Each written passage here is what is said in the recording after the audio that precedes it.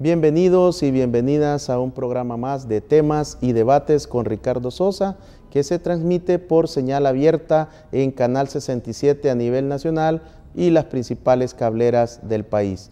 De igual manera nos retransmiten en Radio FM 92.5 para toda la zona oriental, la zona costera. La retransmisión de este espacio, agradecemos a este grupo periodístico de la zona oriental que está creciendo fuertemente en la información y en la difusión de las noticias. En esta oportunidad hacemos un balance económico del año 2019 y qué nos puede deparar en materia económica y fiscal el presente año 2020. Y para eso me acompaña el economista Rafael Goches, un economista de larga trayectoria, de mucha credibilidad, de altos quilates para el país. También es editorialista semanal de uno de los periódicos impresos. Usted puede buscar sus columnas impresas y en línea los días sábados, donde nos enriquece con su talento, con su conocimiento y con sus recomendaciones para el Estado salvadoreño. Rafael, bienvenido. Gracias por aceptar la invitación. Encantado, Ricardo, y es un gusto estar en tu programa Temas y Debates. Rafael, ¿qué te dicen tus números? ¿Ya están afinados, depurados, pulidos? ¿Cómo cierra la economía de El Salvador para el año 2019?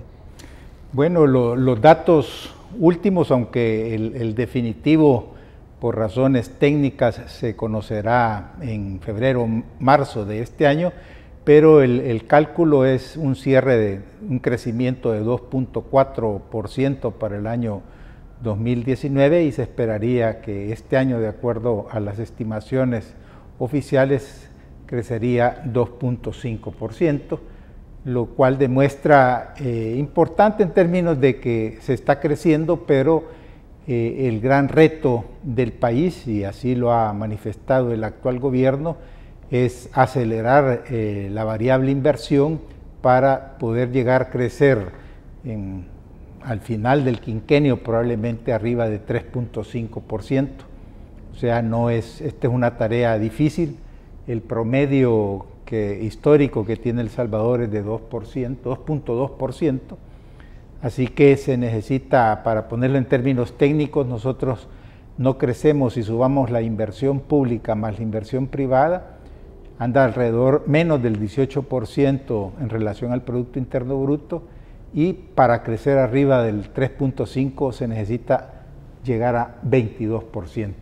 O sea que es una tarea bastante importante y si tú ves, el gobierno actual ha definido justamente la parte de favorecer, de atraer inversiones como una de sus principales estrategias. Con relación al 2018, ¿cómo queda el país al cierre del 2019?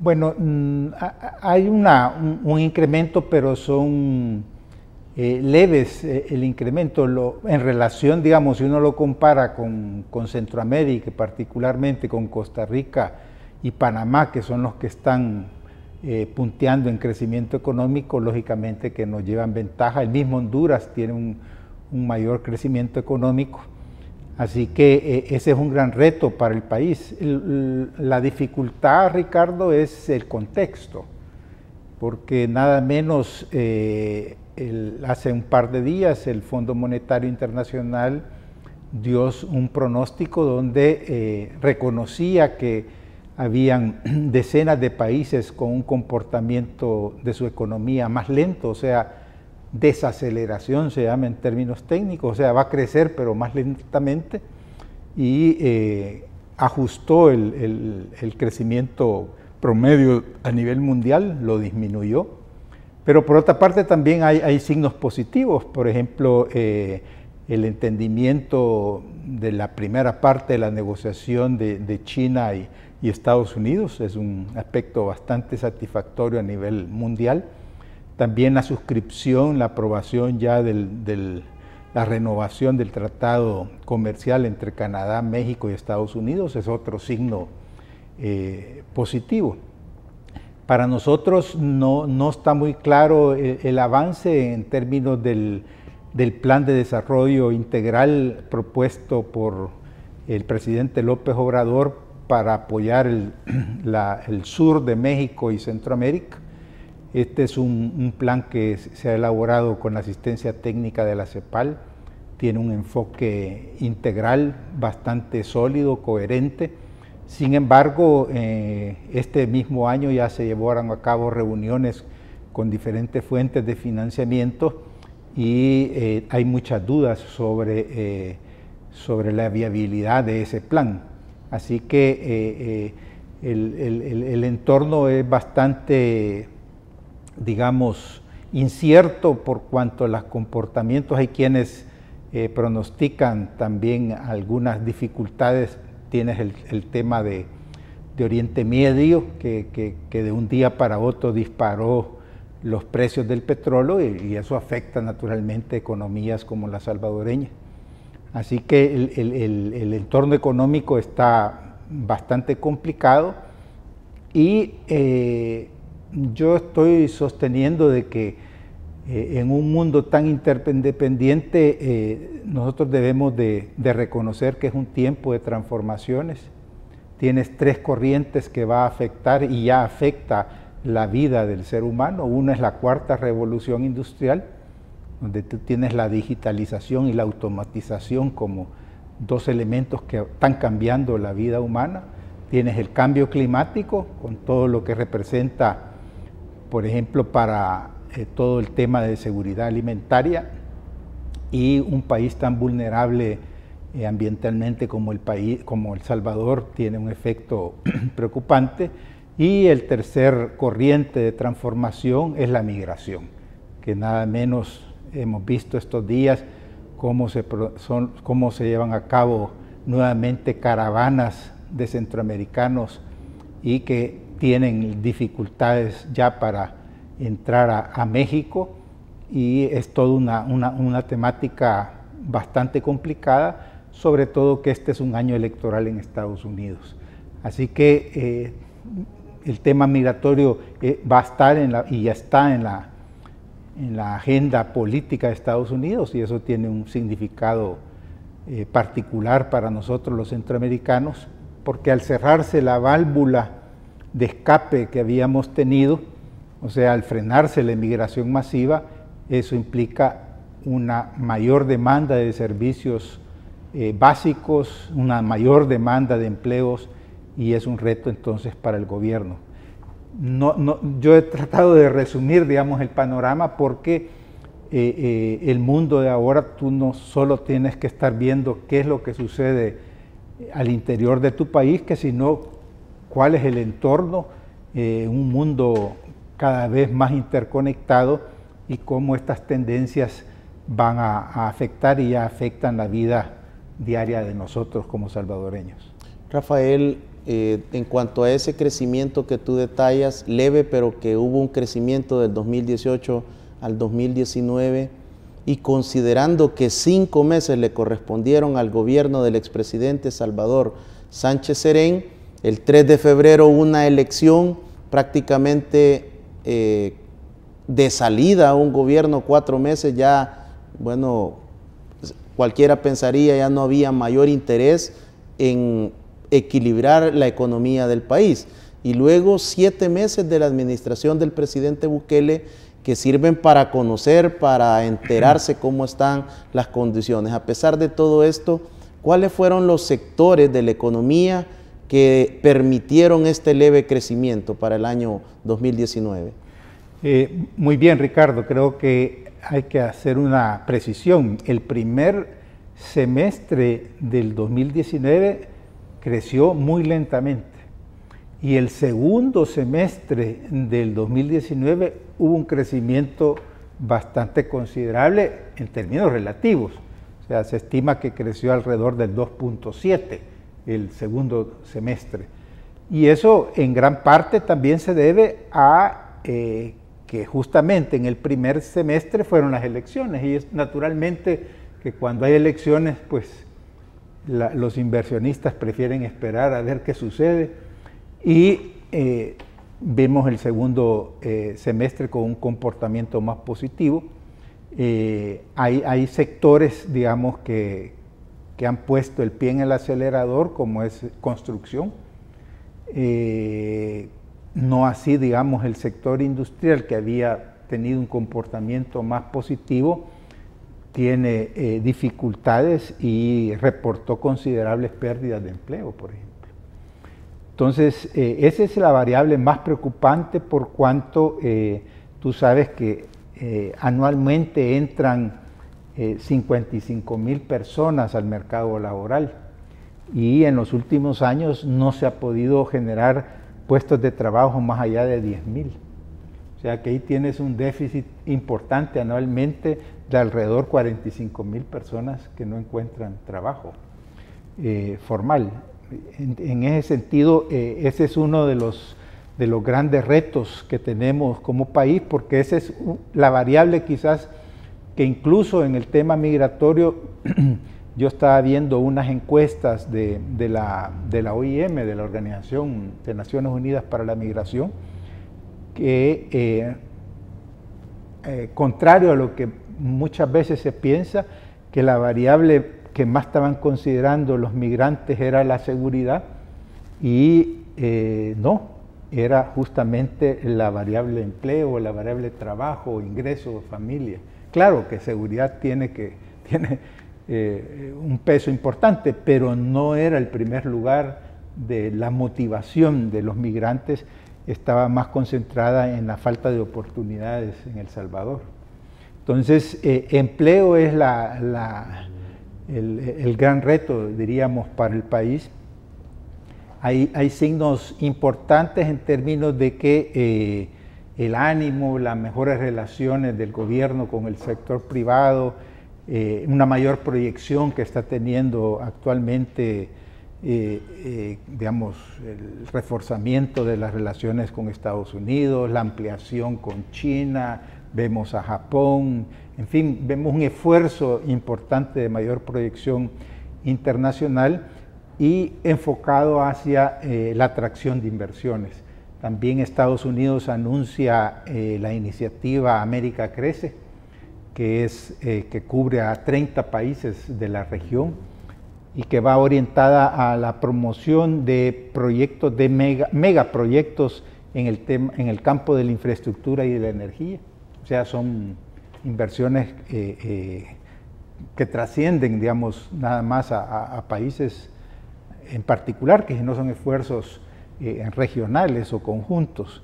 Así que en el panorama económico se ve un importante esfuerzo hacia la promoción y atracción de las inversiones. Rafael, esta economía que también la gente no lo percibe en su día a día, pero por otra parte tú denotas muy bien que el sector de construcción es uno de los que creció y sigue pujante. Al recorrer San Salvador, Santa Tecla y el Gran San Salvador en términos generales, podemos observar grandes edificaciones nuevas en centros comerciales, en torres de apartamentos, en complejos corporativos de oficina, y uno se pregunta, ¿está la economía de nuestro país para ese gran nivel de inversión? Y te digo esto porque cuando tú te acercas, en el vehículo dice edificio vendido, y ni siquiera está el apartamento modelo. ¿Cómo se explica ese fenómeno? Bueno, es una excelente pregunta, Ricardo, porque yo también me la he hecho. Y dado de que el mercado interno no dan, digamos, los números para ver este dinamismo. Sin embargo, nosotros debemos de reconocer de que la economía, en términos de una mayor interacción, una mayor apertura, y por ejemplo, me explicaban que muchos de los migrantes, por ejemplo, que ya tienen décadas de estar en Estados Unidos y que tienen recursos importantes, digamos, ahorrados o a partir de su trabajo, pero que también les gustaría venirse al terminar su vida laboral a su país de origen, hacen inversiones justamente en infraestructura, en vivienda, digamos, para venir a la etapa de jubilación a su país, otros lo hacen en términos de inversiones, porque el crecimiento acelerado, ahí hay algo contradictorio, Ricardo, porque el crecimiento acelerado es digamos, del área metropolitana de San Salvador. En el interior lo que más abunda son ciudades o pueblos dormitorios, a excepción, por ejemplo, de San Miguel, que eso viene de años, digamos, el mayor empuje económico que está teniendo San Miguel, que yo el año pasado tuve la oportunidad de ir en algunas ocasiones y realmente está pujante San Miguel.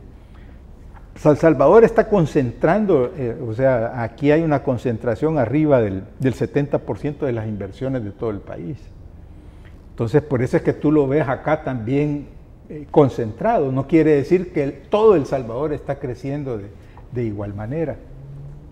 Y por otra parte, es que es un segmento poblacional, digamos, importante, pero no masivo, ¿verdad? Tú ves un crecimiento nada positivo en términos de mayores asentamientos precarios urbanos, ¿verdad? Los mesones, los lotes ilegales en el Gran San Salvador.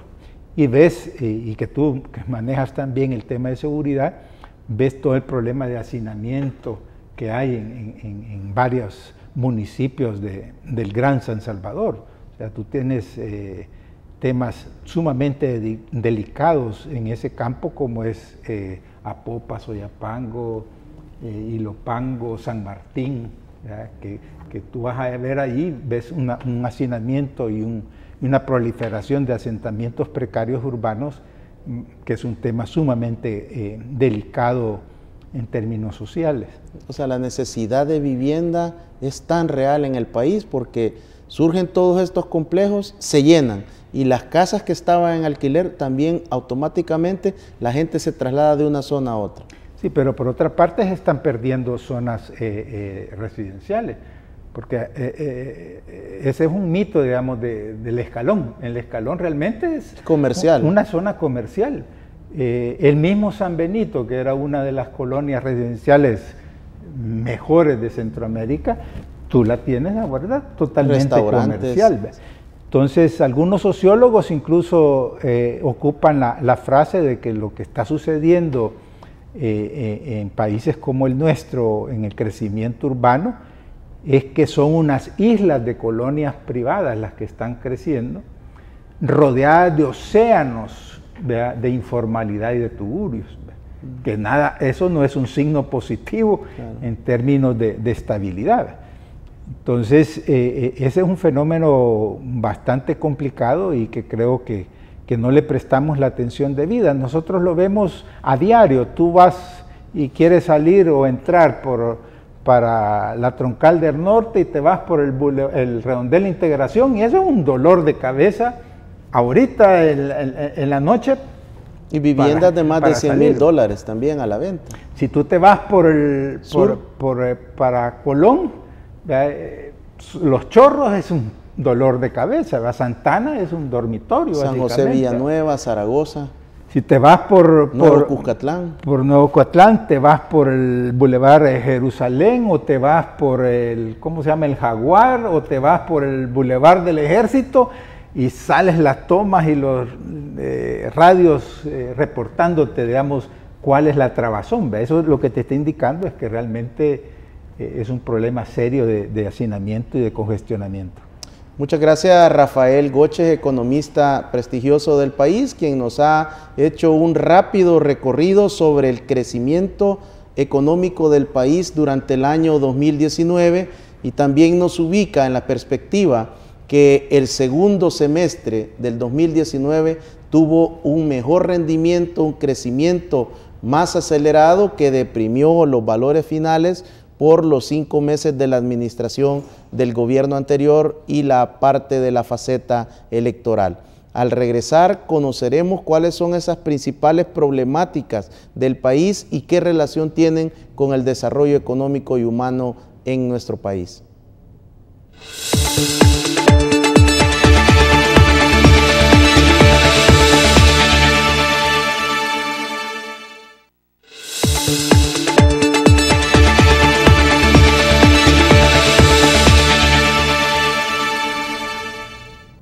Temas y debates con Ricardo Sosa, en esta oportunidad con el tema económico y las perspectivas para el año 2020 con el economista, el licenciado Rafael Goches. Rafael, importante en este segmento poder hablar de aquellos grandes problemas que tú también detallas acertadamente en tus columnas de opinión, como lo son la inseguridad, el tema de la migración, la falta de empleo y todos estos elementos que van concatenados con el crecimiento humano, con el desarrollo humano, pero que también tienen que ver con la economía. Tú hablabas en el primer segmento sobre las caravanas, pero también es importante relacionar que en el tema del desarrollo económico tiene que ver también el tema de la seguridad. El costo del crimen y del robo es uno de los indicadores nacionales e internacionales para la inversión, para hacer negocios. Los inversionistas no ven nuestras bellezas naturales, sino que ven nuestros indicadores. Y ahí, lastimosamente, existe un indicador a través de los grandes inversionistas en el mundo, ven el costo del crimen y del robo. Y lastimosamente todavía el año 2019 cerró para El Salvador junto con Venezuela en los últimos eslabones, debido principalmente a la extorsión. ¿Cómo podemos relacionar un mejor crecimiento económico considerando una mejora en la inseguridad? Bueno, ese es un tema fundamental, pero a su vez complejo, por cuanto si tomamos la parte migratoria, ¿por qué es que la gente se va? Hacíamos el comentario en el segmento anterior. Y las dos motivaciones principales es justamente la variable empleo y la inseguridad y violencia. Así que esos dos factores están reflejando, digamos, el drama humano alrededor de la migración. Ahora, nosotros como país hay una reflexión de fondo. Algunos economistas denominan que ha fracasado, ha colapsado el modelo de desarrollo porque este se basó en la exportación de mano de obra. Estamos hablando de que 3 de cada 10 salvadoreños viven en el exterior. Ahora que se cierra la válvula de la emigración masiva, eso representa, digamos, en el mediano plazo un reto importante para el país. Ahí tenemos una expresión, digamos, de la migración relacionada con el tema de seguridad y empleo. Por otra parte, tú muy bien has indicado, digamos, las variables que consideran los inversionistas para tomar decisión. Aquí hay un elemento también, si nos vamos al aspecto migratorio, bien importante, y yo hacía relación también en el bloque anterior de, digamos, el planteamiento que hay alrededor de este plan de desarrollo integral para el sur de México y Centroamérica. Porque el distintivo de este planteamiento es que toma la migración desde la perspectiva de desarrollo. ¿Qué significa eso? Lo que significa es que le están diciendo, el planteamiento es, miren, si ustedes quieren frenar la migración, no es militarizando las fronteras, ni reprimiendo pues a las personas migrantes, sino es creando oportunidades en el lugar de origen de los migrantes. Y entonces eso lo que significa es llevar mejores servicios básicos y oportunidades al interior del país, para frenar justamente la migración. Otros indicadores que están tomando en consideración es el aspecto fiscal. Y ahí aquí en El Salvador se aprobó la ley de responsabilidad fiscal, la cual establece determinados parámetros, dado de que El Salvador tiene un endeudamiento arriba del 70% del Producto Interno Bruto y un déficit fiscal del 3%.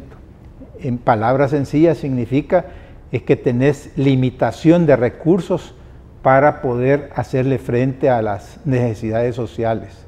Entonces, ahí necesitas tomar medidas importantes. Si en el 2017, si no me falla la memoria, por ejemplo, El Salvador, por unas decisiones desacertadas en materia fiscal, cayó en default. Es decir, de no pagar lo que tenés de compromiso. Y eso se disparó entonces lo que se conoce como el riesgo país. Si tú sales mal calificado como riesgo país, si tú eres un inversionista y estás viendo cuáles son estos indicadores, lógicamente que te están diciendo, mire, sus inversiones tienen un gran riesgo si las van al Salvador porque no están haciendo un buen manejo de las finanzas públicas. Entonces, es de sumo cuidado, digamos, el manejo de las finanzas públicas, particularmente de que El Salvador está dolarizado. Entonces, ese es otro de los factores sumamente importantes. Y la seguridad, hacen un sondeo, encuestas con el sector empresarial, por ejemplo.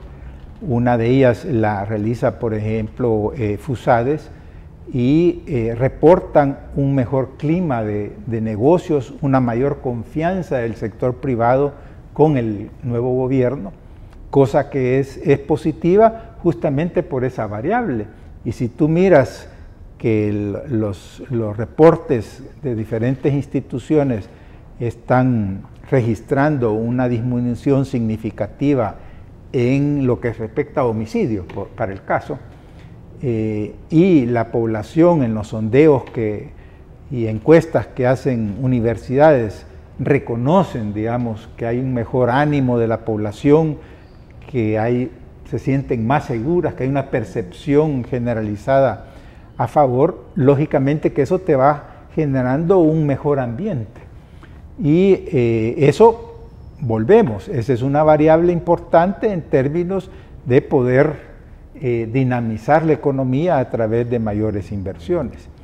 Así que yo diría de que este inicio, digamos, del gobierno ha concentrado sus esfuerzos en el tema de seguridad y en el tema de inversiones. En el tema social va atrás, diría yo, pero en el tema de inversiones es algo que las respuestas o los resultados no se ven en el corto plazo. Es decir, digamos, aquí está la ley de asocio público-privado para promover las inversiones, particularmente en infraestructura, pero solo un proyecto está en el marco de esa ley, cuando podrían haber al menos una docena de proyectos. Eso lo que te indica es que aunque haya voluntad de promoverlo, todos los proyectos necesitan cubrir determinadas etapas hasta madurar, hasta hacerse la inversión y terminar la obra. Por lo tanto, los resultados no se van a ver, digamos, en un plazo de un año. Probablemente se van a tardar de 2 a 3 años para ver los resultados en inversiones. Por eso es que se estima que si se sigue de igual manera como se ha iniciado, es muy probable que el quinquenio se podría estar cerrando con un crecimiento del 3.5. Significa de que tampoco la gente puede esperar que de la noche a la mañana se van a mejorar las condiciones. Lo que ha habido ahorita es un mejor ánimo, unas mejores percepciones, que es importante, pero los resultados en empleo, por ejemplo, si no se aumentan las inversiones, no se van a ver los resultados en el corto plazo. Las encuestas de opinión de mediciones de cierre de fin de año y de inicios del 2020 indican que más del 70% de los salvadoreños han expresado que el problema número 1 no es la inseguridad, sino la economía, la falta de empleo, la falta de oportunidades, desplazando por primera vez en el presente siglo a la inseguridad. Pero también hay un dato muy revelador que no se le ha prestado mucha atención en la encuesta, principalmente de la UCA. que más del 40% de la población tuvo que recurrir a tarjeta de crédito para comprar sus alimentos y cubrir sus costos de vida. ¿Cómo explicamos este fenómeno económico? Bueno, ahí hay varios elementos, porque no es tan sencillo. Por una parte, muchos, no sé qué porcentaje de salvadoreños, estamos con un nivel de consumo más allá de nuestras capacidades, de nuestros ingresos. Es decir, nosotros, y el llamado consumismo, obliga, digamos, a tener, por ejemplo, yo me quedo sorprendido cuando un joven o un adolescente le está pidiendo a sus padres que le compren un zapato de $80, ¿verdad? Cuando el nivel de ingreso de padre y madre juntos suman $1000, por ejemplo. Es desproporcionado, y eso es que te estoy dando datos arriba, ¿verdad? Porque el promedio es más bajo que eso. O sea, ya no digamos el celular de más de $1000. Entonces hay ese consumismo lleva a muchos salvadoreños a estar viviendo más allá de sus capacidades. Entonces ese es un dato muy fuerte. Por otro, es que justamente al no haber empleo, sobre todo, aquí la variable más importante, Ricardo, es el subempleo. O sea, son las personas que andan en la rebusca, como decimos, ¿verdad? Que no tienen un empleo fijo, que trabajan menos horas que el promedio, y entonces no tienen problemas para cubrir sus necesidades básicas. Entonces usan, digamos, tarjetas para salir, digamos, con el mes, porque a la otra semana pues le van a pagar y así va a ir cubriendo. El problema de las tarjetas es que no lo ocupan para diferir gastos, que si no es como un medio, ¿verdad?, para cubrir sus necesidades. De igual manera está pasando ya con el gobierno, ¿verdad?, que está ocupando créditos, ¿verdad?, para gastos corrientes. El mismo caso, digamos, que tiene la familia salvadoreña, también lo tiene el gobierno nacional. Y eso requiere, por ello, un mejor manejo de las finanzas. El otro elemento importante de ese dato de la UCA es que realmente hay una variable en economía que es el consumo. Nosotros estamos creciendo principalmente por el consumo y entraron en términos de remesas más de 5.600 millones de dólares el 2019. Eso es más o menos el 20% del Producto Interno Bruto del país. Es decir, hay un comportamiento de consumo que no es dado por lo que nosotros producimos aquí en El Salvador, que sino es gracias a las remesas que vienen. Y como sabemos que van a venir las remesas, no me recuerdo el promedio, andaba por 350 dólares más o menos el ingreso de remesas, superior al salario mínimo del país. Entonces, muchas veces las personas ocupan también la tarjeta con el supuesto, con la esperanza que ya van a recibir las remesas, ¿verdad?, y ahí van a cancelar. Y entonces lo que te da es, por una parte, un fuerte nivel de consumo. Digamos, diciembre, según los reportes que daban los comercios en el país, fue un excelente mes, digamos, de cierre de año. Y tú mirabas, el tráfico estaba anormal. Y de observador, yo no voy mucho a centros comerciales, pero me tocó ir a un par de veces, y lo que sí noté es que las personas no solo andaban paseando o mirando, andaban con bolsas, o sea, habían comprado, ¿verdad? Entonces, esa inyección, el aeropuerto estaba full, ¿verdad? Entonces, ahí yo creo que hubo una fuerte inyección también vinieron muchos hermanos, compatriotas que viven en el exterior. El aguinaldo también. El aguinaldo. Bonos. Entonces, y había un ambiente positivo. Yo creo que eso se reflejó en el mes de diciembre, y probablemente también en esa emoción o compromiso la gente ocupa también la tarjeta para celebrar, aunque después le va a tocar reducir a lo mejor otras necesidades más elementales para tener un nivel de consumo y estar contagiado, digamos, por el consumismo de la sociedad salvadoreña. Necesitamos empleo, pero sí, un empleo de calidad que pueda cubrir esos requerimientos de la familia salvadoreña y que no solo esté fundamentado en un salario mínimo. ¿Para qué somos buenos los salvadoreños iniciando el 2020? Porque quizás eso es parte de los mitos que existen todavía, Rafa, en el sentido de seguir viviendo del pasado, de rubros posiblemente en los cuales ya no trabajamos o nadie quiere estar. Bueno, realmente, bueno, si me preguntas para qué somos buenos, ¿o a qué deberíamos de apostarle? Sí, porque nosotros como salvadoreños somos muy laboriosos y somos comerciantes. Aquí la gente buena para el comercio. Sabemos comprar y vender. Sí, somos buenos.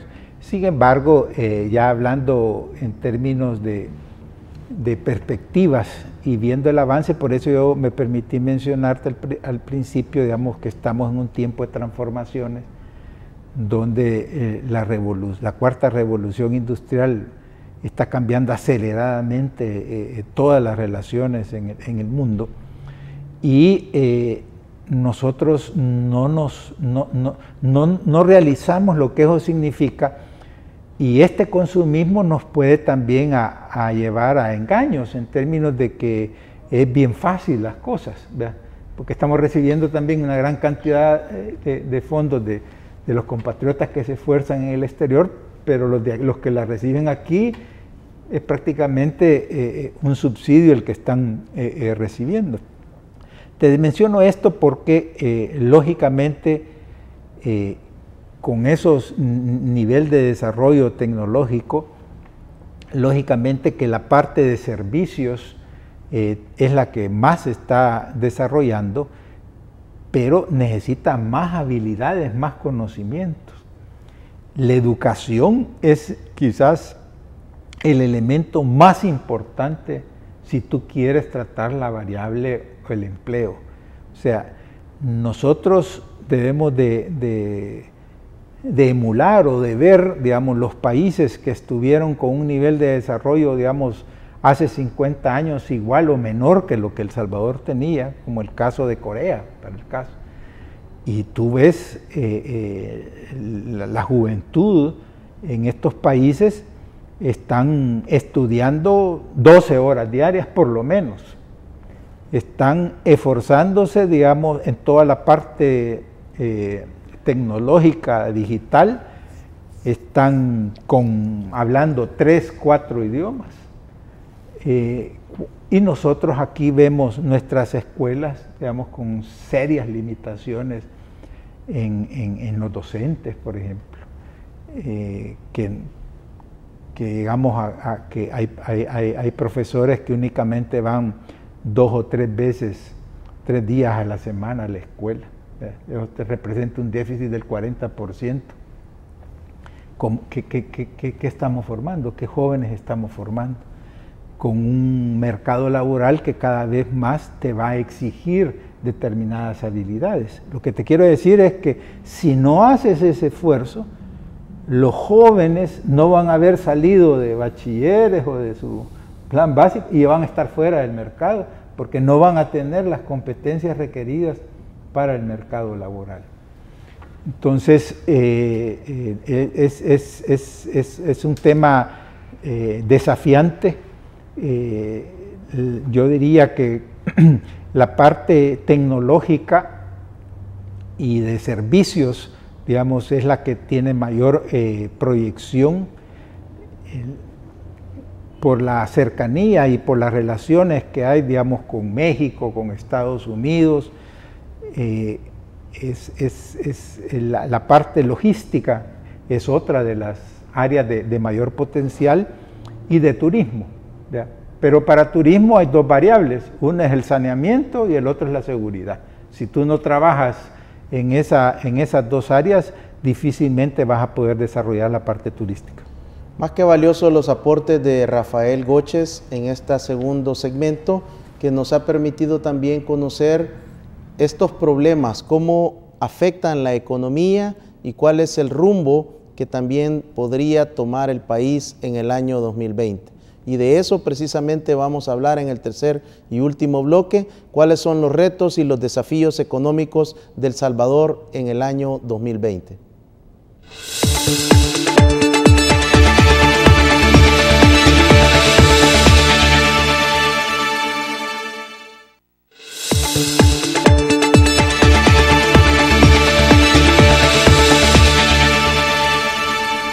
Usted está en sintonía de Temas y Debates con Ricardo Sosa, que se transmite de lunes a viernes de 7 a 8 de la noche y su retransmisión de 1 a 2 de la tarde.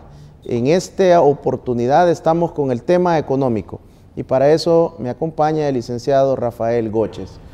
Rafael, ¿cuáles deberían de ser las apuestas y el planeamiento estratégico de la economía para este año 2020? Bueno, en el aspecto económico, yo diría en número uno, es justamente de precisar las prioridades. Yo entiendo que el gobierno actual ha definido la parte de crecimiento económico y de inversiones como su vector, su avenida, digamos, de trabajo más importante y lo entiendo. También ha priorizado el turismo, que tiene un importante potencial. Sin embargo, yo te mencionaba en el bloque anterior de la relación que tiene el saneamiento ambiental y la seguridad para el turismo, que son dos variables fundamentales, o sea que tienes que hacer un trabajo importante a nivel local para poder tener las condiciones básicas para el despegue del turismo. Yo diría que el gran reto de acelerar las inversiones pasa por un elemento técnico bien importante, que es la formulación de proyectos. O sea, pueden haber oportunidades, pero si tú no has elaborado proyectos factibles, técnica, financiera y social y ambientalmente, no vas a conseguir los financiamientos para ellos. Y eso tarde, esa es una debilidad que nosotros tenemos, y por eso no extraña de lo que yo te comentaba de esta ley de asocios público-privado, que es apenas un proyecto, está en línea y todavía no está en ejecución, no está finalizado. Entonces, ese elemento es sumamente importante. El otro punto crítico son las finanzas públicas. O sea, aquí tú tienes una presión importante alrededor del tema de pensiones. El tema de seguridad también está requiriendo más recursos, y entonces necesitas priorizar porque no te alcanzan.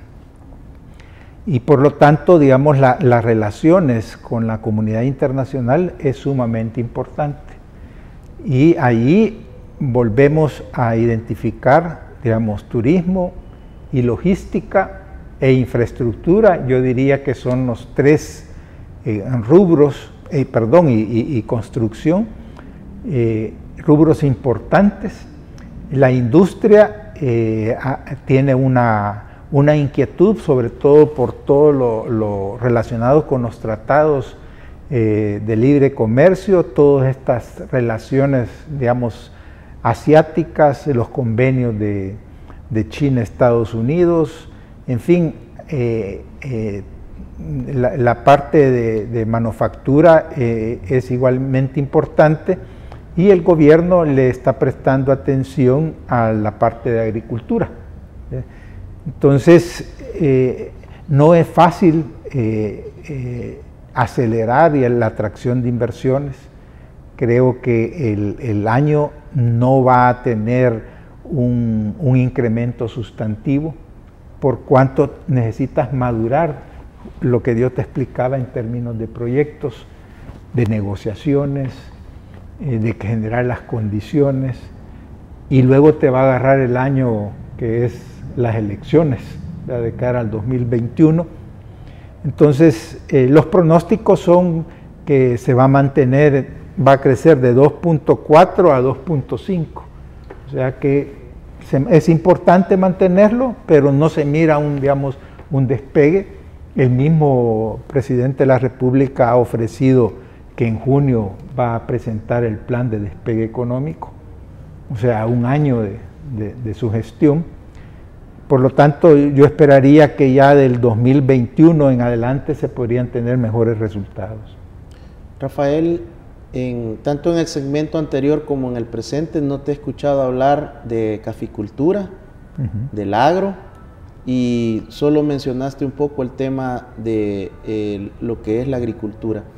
¿Es que hemos perdido ya estos rubros como fuente principal del crecimiento? Sí. ¿O es que no ha existido el enfoque necesario?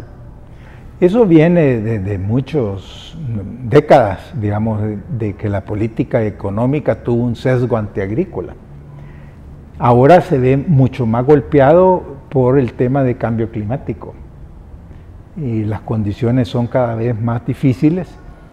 La agricultura tiene cada vez un menor peso en el pastel, en la distribución del Producto Interno Bruto, pero es un elemento sumamente importante, sobre todo para la seguridad alimentaria y nutricional de la población, para la recuperación de la vegetación, de la cobertura vegetal del país, la función que tiene la caficultura, pero son temas de que están en una situación tan difícil y requieren tantos recursos técnicos y financieros que yo te diría que no es posible una recuperación en el corto plazo. O sea, no es una variable, digamos, que te va a dinamizar de inmediato las variables más importantes, pero sí en términos de empleo en el área rural. Entonces, lógicamente que debería tener una mayor atención, pero las condiciones técnicas y financieras para el caso del café son bastante complicadas de resolver. O sea, y las respuestas que se den van a tener efectos probablemente en 2 años en adelante. Pero lógicamente que sí, no son puntos importantes, pero yo te diría que tienen una mayor connotación socioambiental que económica en estos momentos. Entonces, lo que sí es importante en todo lo que es la agricultura, la caficultura, la caña se ha defendido, es en el tema de empleo, ¿ya? Pero de crecimiento económico, que es lo que más estábamos hablando, no veo yo que esa sea, digamos, una de las apuestas estratégicas de crecimiento. Yo lo veo más como crecimiento económico en logística y en turismo, por ejemplo, más que en la parte agrícola. Y por supuesto en la parte de servicios y la parte financiera, por ejemplo, de crecimiento. Entonces, esos son los temas que deberían de precisarse, Ricardo, porque hay que crear certidumbre y facilitar, digamos, las inversiones en los rubros que tengan mayor potencialidad en el país. Rafael, quiero agradecerte el aceptar mi invitación y vamos a continuar requiriendo de tu ilustración para tomarle el pulso a la economía del país. Muchas gracias. Encantado, Ricardo, y muchas felicidades por tu programa. Amigos televidentes, llegamos al final de esta edición no sin antes invitarlo a que sintonice y pueda ilustrarse con el informativo de la Fiscalía General de la República. En esta oportunidad llegó al final el caso conocido como Operación Libertad, una nueva victoria de la Fiscalía General de la República en sede judicial con el acompañamiento de los investigadores de nuestra Policía Nacional Civil. Con este video de un triunfo más de la Fiscalía en sede judicial nos despedimos. Bendiciones.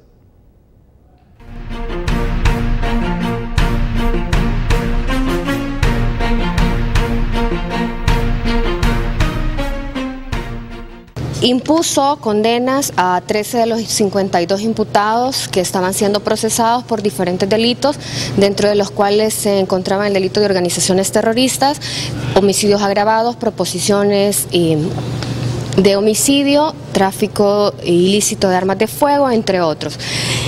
Imponiendo, como lo dije anteriormente, a 13 de los acusados las penas que oscilan desde 102 años de prisión hasta 3 años la mínima, ninguna de ellas sustituidas por algún beneficio que por considerar el juez que no eran aplicables la sustitución de esta pena de prisión. Es decir, deben ir a cárcel. Exactamente. Todos los imputados que fueron condenados van a guardar la detención provisional hasta que esta sentencia pues sea entregada a las partes, de la cual la representación fiscal la analizará y verificará los fundamentos por los cuales el señor juez llevó a cabo su análisis, en la que resolvió absolver a el resto de los procesados. ¿Cuántos homicidios son?